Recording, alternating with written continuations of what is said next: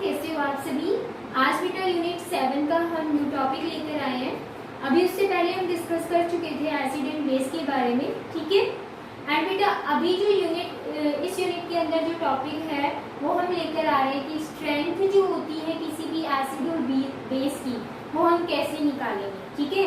यानी कि या हम ये कहें कि जो आपके पास 2 एसिड्स हैं और 2 बेस दिए हुए हैं, दोनों वीक एसिड होंगे या फिर वीक बेस होंगे, उनकी अगर आपको रिलेटिव स्ट्रेंथ निकालनी है तो आप कैसे निकालोगे। उससे पहले बेटा हमने एक चीज डिस्कस की थी कि कोई भी जो वीक एसिड होता है या फिर वीक बेस होता है उसके लिए हम जो डिसोसिएशन कांस्टेंट होता है वो कैसे निकालते हैं, कि ए कैसे निकालते हैं, निकाला हुआ है ना सभी बच्चों ने।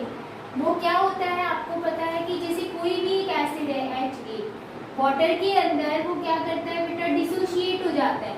और जब वो डिसोशिएट होगा तो H पॉजिटिव आयन और क्या देगा, A नेगेटिव आयन देता है ना।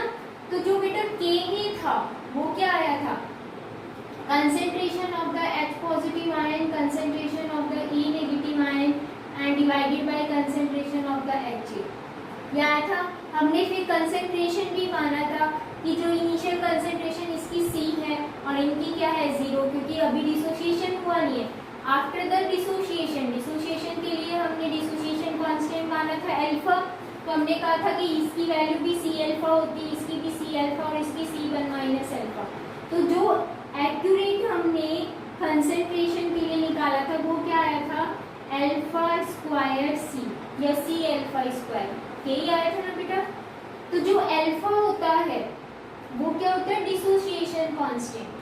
तो सपोज हमारे पास जो फर्स्ट एसिड है उसके लिए है alpha 1 root Ka1 divided by C। जो इक्विलिब्रियम कंडीशन होती है उसमें बेटा जो कंसंट्रेशन होती है उसको हम इक्विमोलर कंसंट्रेशन भी बोल सकते हैं, वो क्या होती है बेटा, सभी की इक्वल होती है, ठीक है। यानी कि हम ये कह सकते हैं कि कांस्टेंट होती है यहाँ पर। तो फर्स्ट एसिड के लिए ये है और सेकंड एसिड के लिए मैंने आपको बोल दिया अल्फा 2 जो है वो क्या है बेटा, Ka2 डिवाइडेड बाय C। अब यहाँ पर मोलर कंसंट्रेशन जो है C जो है वो क्या है, कांस्टेंट है, ठीक है।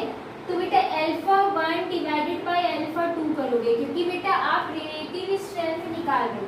तो अल्फा 1 डिवाइडेड बाय अल्फा 2 करोगे तो क्या आएगा बेटा, root Ka1 divided bye Ka2। तो ऐसे हम कैलकुलेट कर सकते हैं क्या बेटा, रिलेटिव स्ट्रेंथ। यानी कि जो अल्फा है जो डिसोसिएशन को शो कर रहा है वही क्या शो कर रहा है बेटा, स्ट्रेंथ को भी शो कर रहा है कि एसिड जो है वो वीक एसिड है या स्ट्रॉन्ग एसिड है। क्योंकि आपको पता है कि जो वीक एसिड होता है उसमें जो डिसोसिएशन होता है वो कंप्लीट नहीं होता है, ठीक है। तो यहाँ पर ये डिसोसिएशन कांस्टेंट ही है, दैट मीन्स ये क्या है, स्ट्रेंथ भी एक्सप्लेन कर रहा है किसी भी एसिड या बेस की। अगर बेटा मैं बेस की बात करूँ तो बेस में बेटा यहाँ पर क्या आ जाएगा, हम यहाँ Ka जो है वो क्या बोल रहे थे, डिसोसिएशन कांस्टेंट फॉर एसिड, ठीक है। ऐसे ही बेटा आपके पास Kb जो आएगा वो क्या आएगा, बेस के लिए, B मतलब बेस, वो भी क्या आएगा, सेम आएगा अल्फा स्क्वायर C। तो आपके पास जो रिलेटिव स्ट्रेंथ आएगी बेस के लिए वो भी क्या आएगी बेटा, यही फॉर्मूला आएगा, alpha 1 divided by alpha 2 is equal to root Kb1 divided by Kb2। B is the base, ठीक है, A इज द एसिड।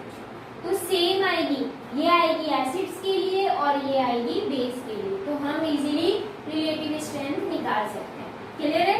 तो यहाँ पर बेटा नेक्स्ट जो टॉपिक आता है उसमें हम ये बताते हैं कि जो एसिड या फिर जो बेस है क्या सभी के पास 1H पॉजिटिव या 1OH नेगेटिव आयन होता है, नहीं, उनके पास एक से भी तो ज्यादा हो सकते हैं।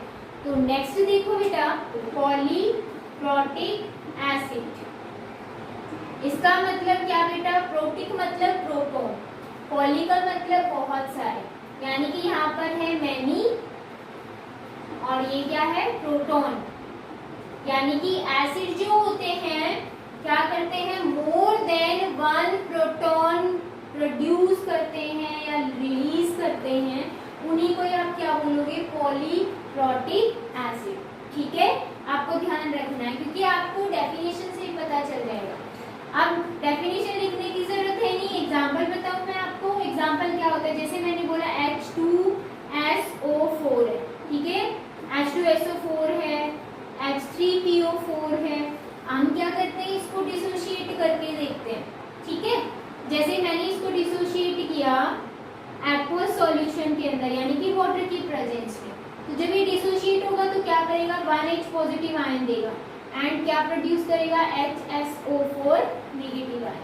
देखो बेटा अभी भी इसके पास क्या है, एक और हाइड्रोजन है, तो सेकेंड स्टेप में क्या करेगा, जो HSO4 नेगेटिव आयन है एक्वस के अंदर, ये बेटा सभी वाटर के अंदर ही तो डिसोशिएट हो रहे हैं, तो जब ये डिसोशिएट होगा तो ये क्या प्रोड्यूस करेगा, H positive ion and SO4 2 negative ion. ठीक है,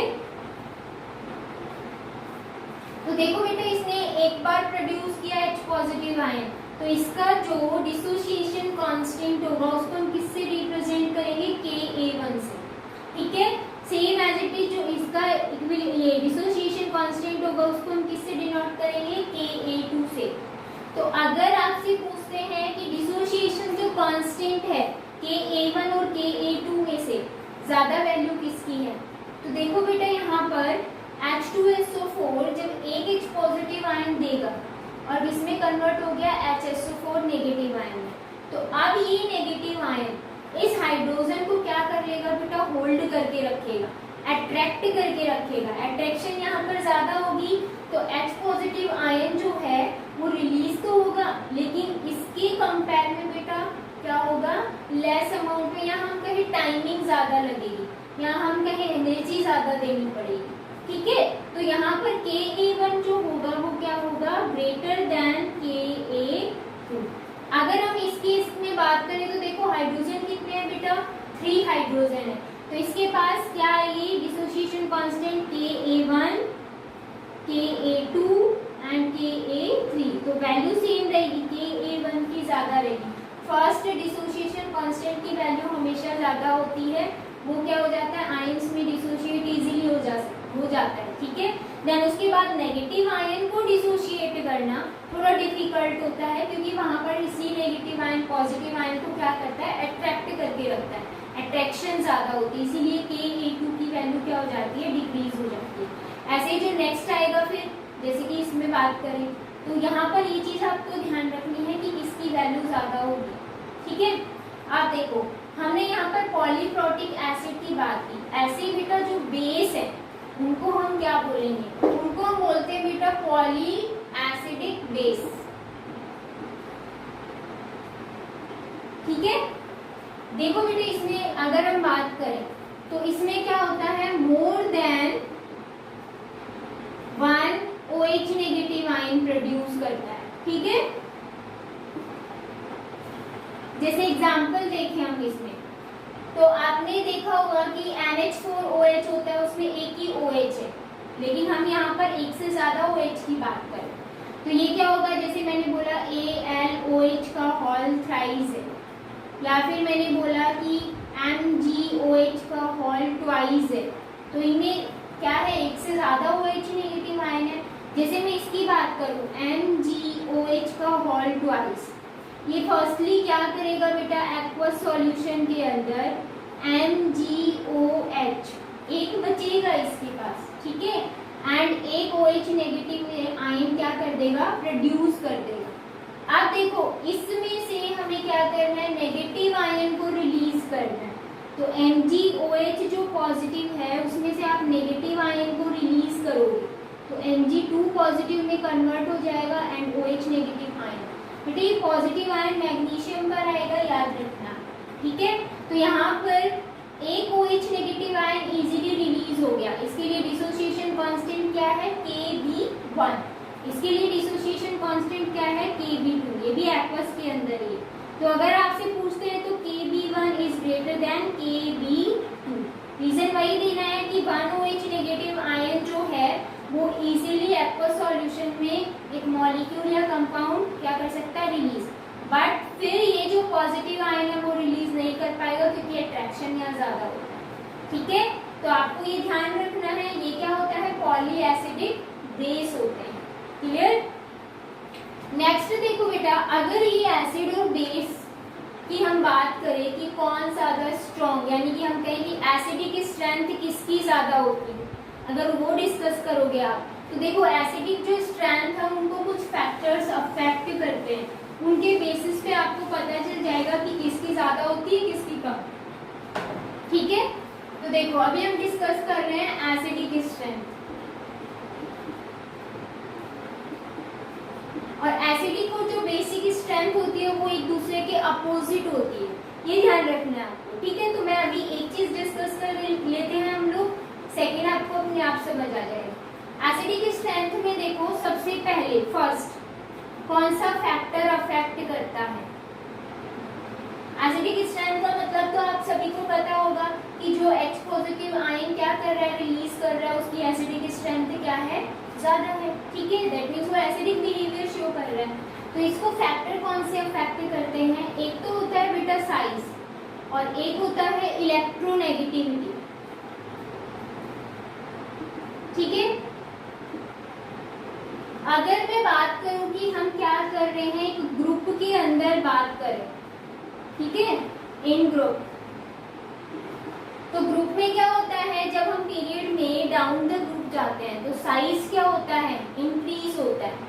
तो साइज इंक्रीज होगा तो ऐसा क्या फैक्टर है वहां पर कि एसिडिक स्ट्रेंथ को भी क्या कर रहा है, अफेक्ट कर रहा है। जैसे मैं बात करूं आपके पास एसिडिक स्ट्रेंथ, अभी हम देख रहे हैं बेटा हेलो एसिड्स की, ठीक है, तो HCl, अगर मैं बात करूं HF, एक साथ बात करें HF, HCl, HBr and HL। ठीक है, तो देखो जब हम डाउन द ग्रुप जाते हैं तो साइज आयोडीन का क्या हो जाता है, इंक्रीज हो जाता है। यहाँ पर दोनों का साइज जो होगा वो ऑलमोस्ट क्या होगा, सेम, बट यहाँ पर अगर हम बात करें तो साइज एक का स्मॉल है, एक का क्या है, लार्ज।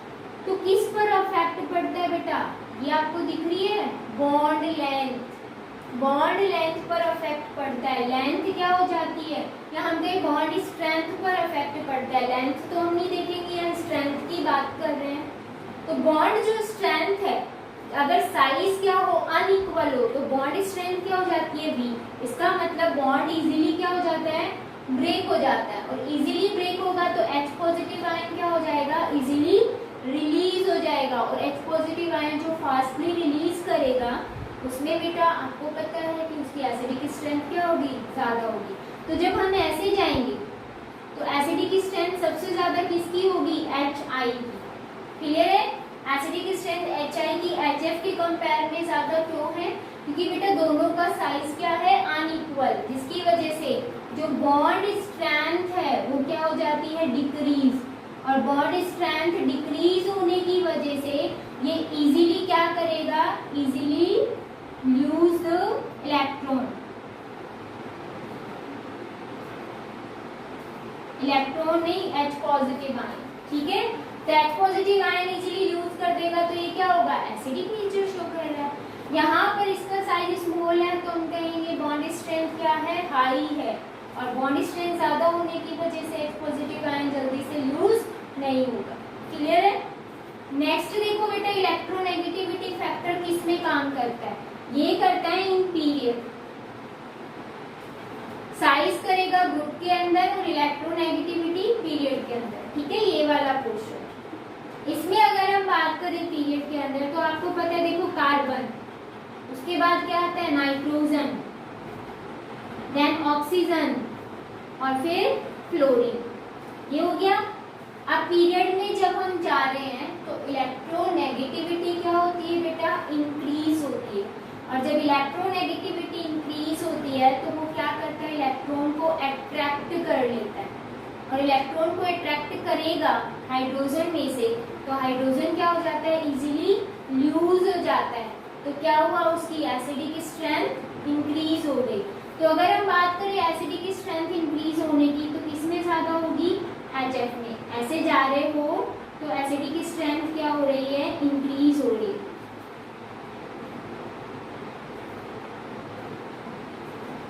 बट बेटा एक और चीज ये है कि जो HF है, यहाँ पर तो हम कह रहे हैं कि एसिडिक स्ट्रेंथ इसकी ज्यादा है, बट यहाँ हम क्या कह रहे हैं कि एसिडिक स्ट्रेंथ कम है।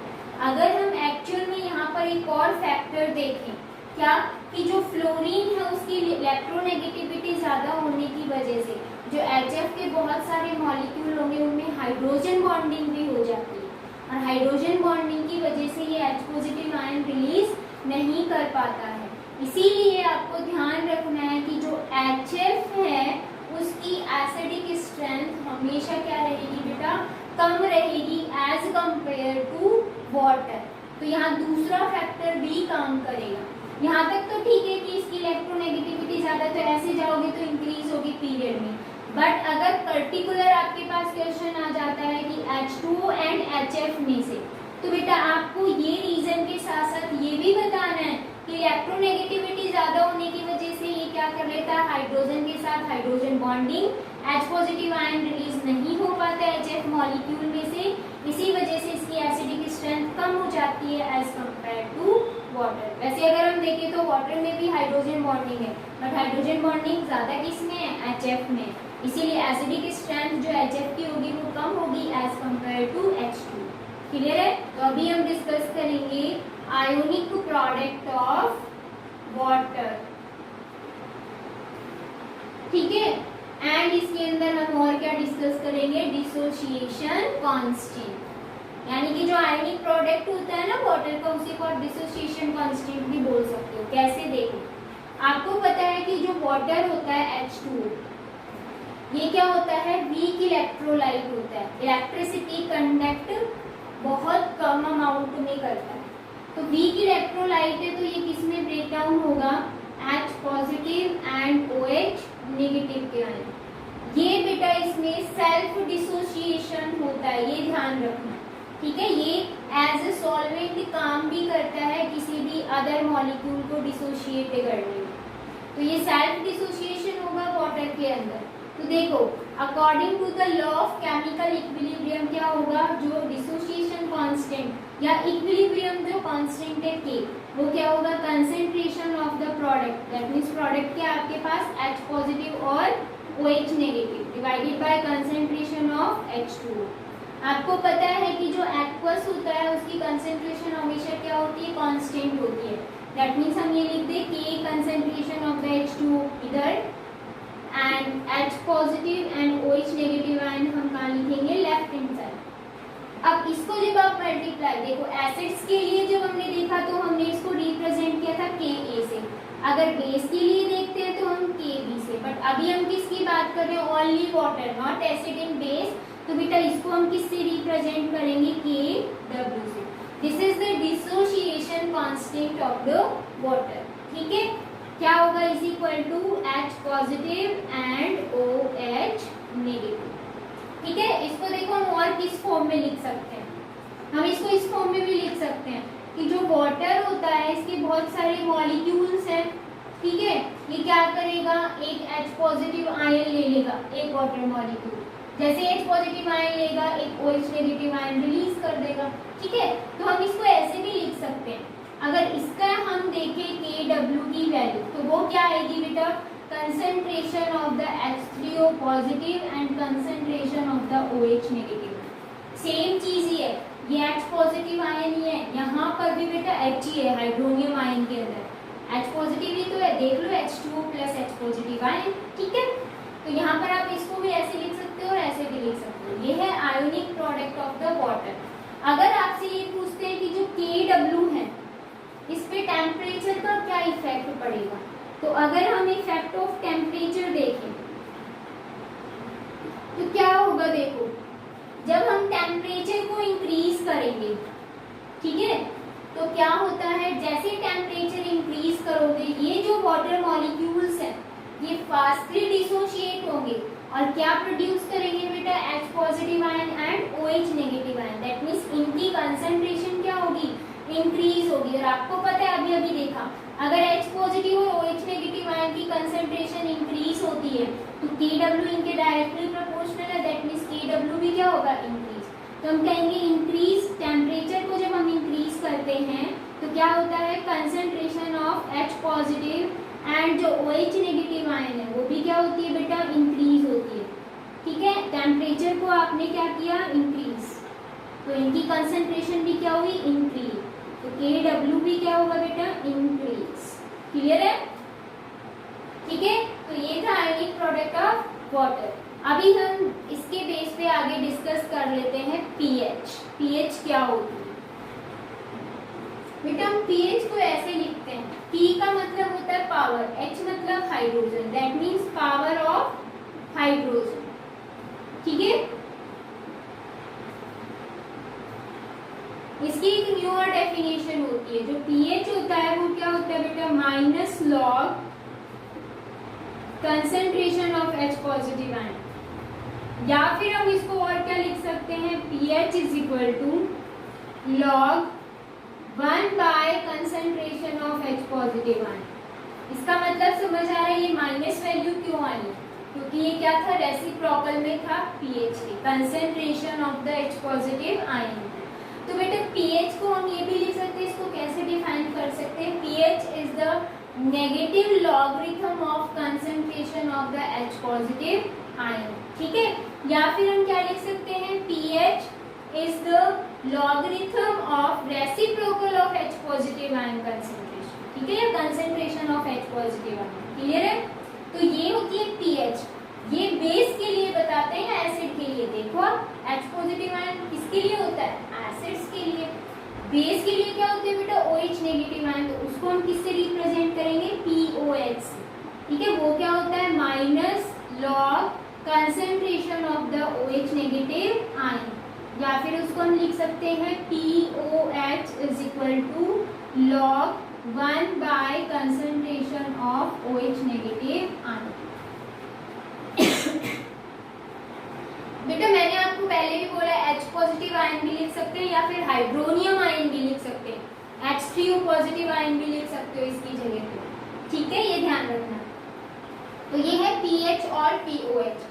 अगर आपसे पूछते हैं कि इन दोनों में रिलेशन क्या होता है, pH एंड POH के अंदर, तो देखो बेटा बहुत सिंपल है, relationship between pH and POH। अभी अभी हमने आयनिक प्रोडक्ट की बात की थी ना, उसमें बेटा क्या था, Kw इज इक्वल टू क्या था, concentration of H positive ion and concentration of OH negative ion. अब आप क्या करोगे, इसका लॉग लोगे, taking log on both side.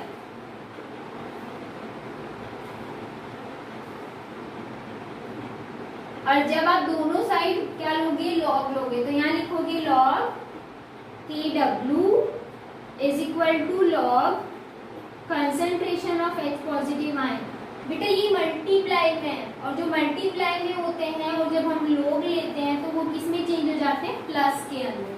ठीक है, जैसे मैं आपको बोलूं लॉग mn है, उसका मतलब क्या है, log m plus log n।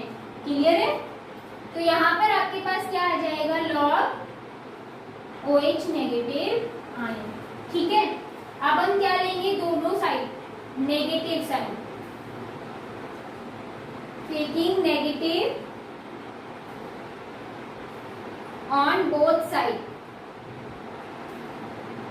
तो यहाँ पर लिखोगे minus log Kw is equal to minus log concentration of H positive ion and minus log concentration of OH negative ion.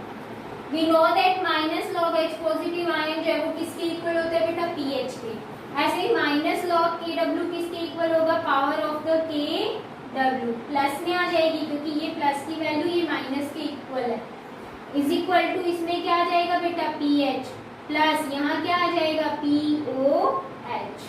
Clear है? तो आपके पास रिलेशन क्या है, मैं यहाँ पर लिखी हूँ, PKW is equal to PH plus POH, ये रिलेशन होता है इसमें।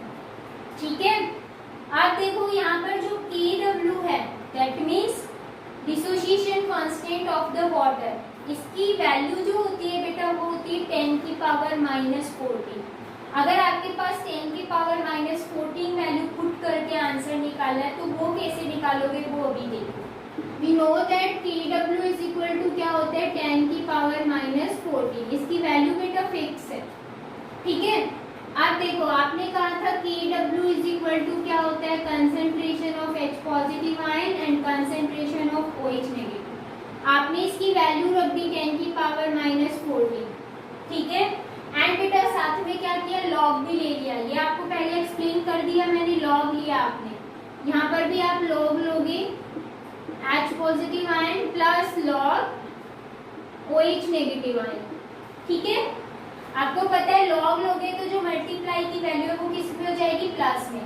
अब इधर देखो जब लॉग की पावर में कोई वैल्यू आती है, मैंने कहा लॉग m है उसकी पावर क्या है बेटा n, तो पावर हमेशा क्या जाती है आगे, तो आप उसको कैसे लिखोगे n log m, क्लियर है।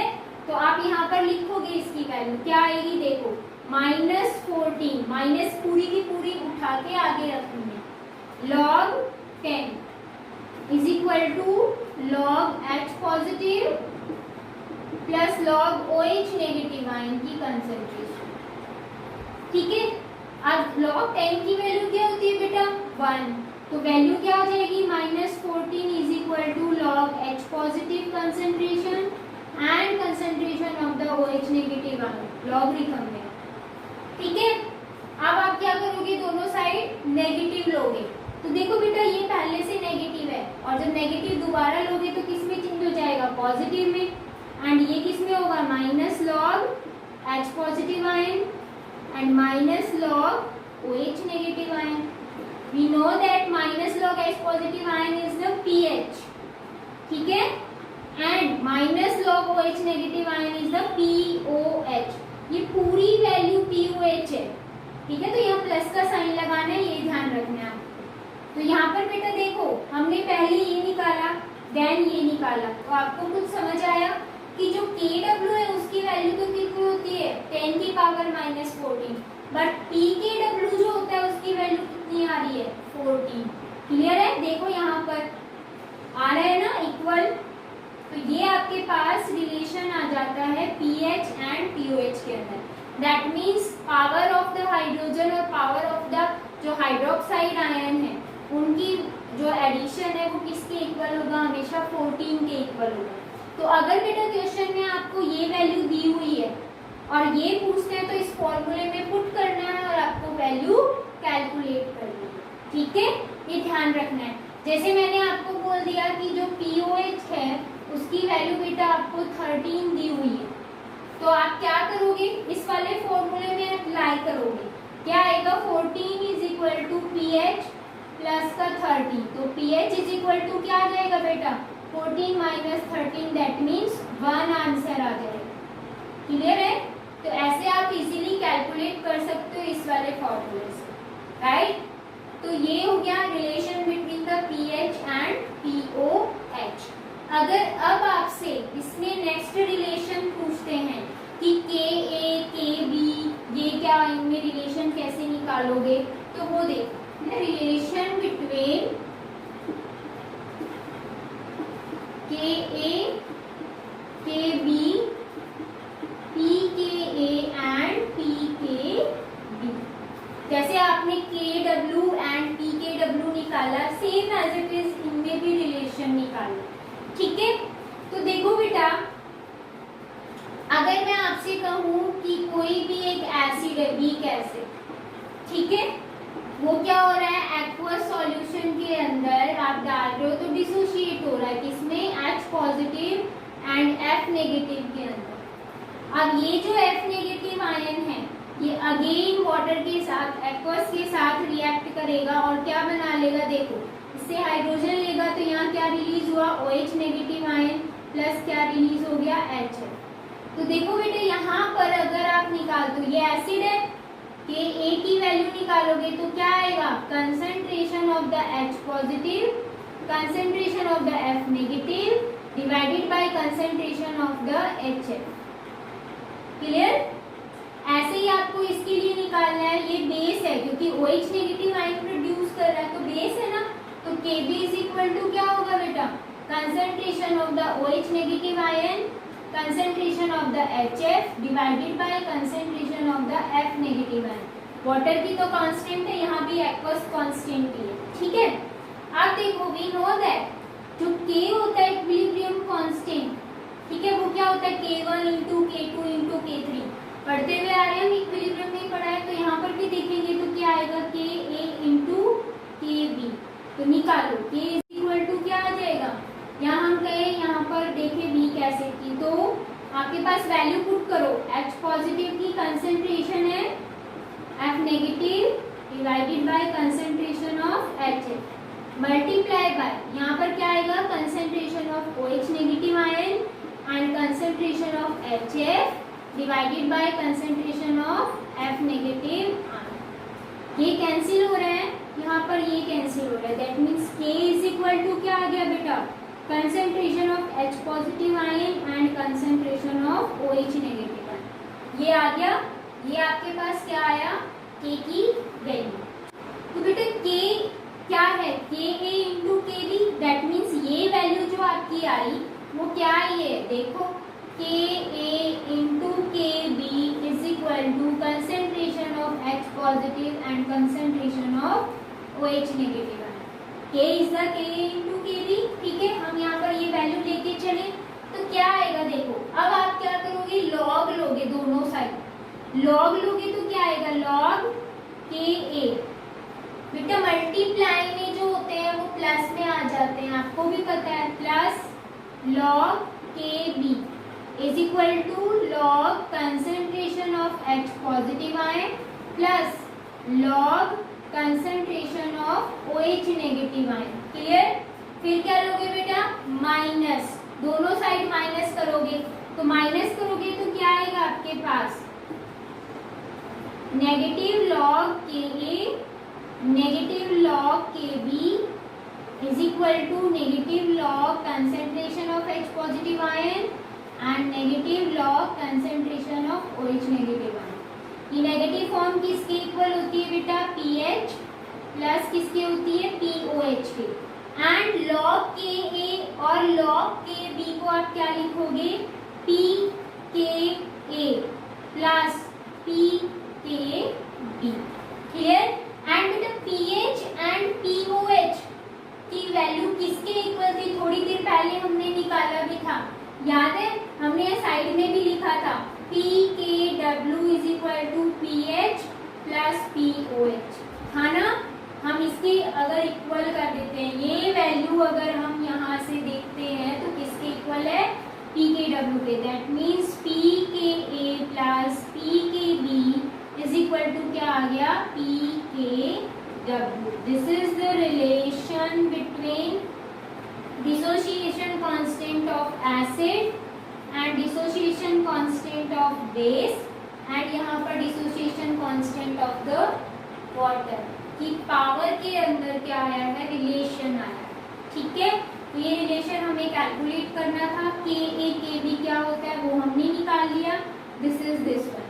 अगर आप ये निकालते हो तो आपके पास ये आता है, ठीक है। ये किसके इक्वल था, H पॉजिटिव और OH नेगेटिव आयन किसके इक्वल होता है बेटा, Kw के, तो आप सीधा भी कर सकते हो, यहाँ पर Kw रख दो, क्लियर है।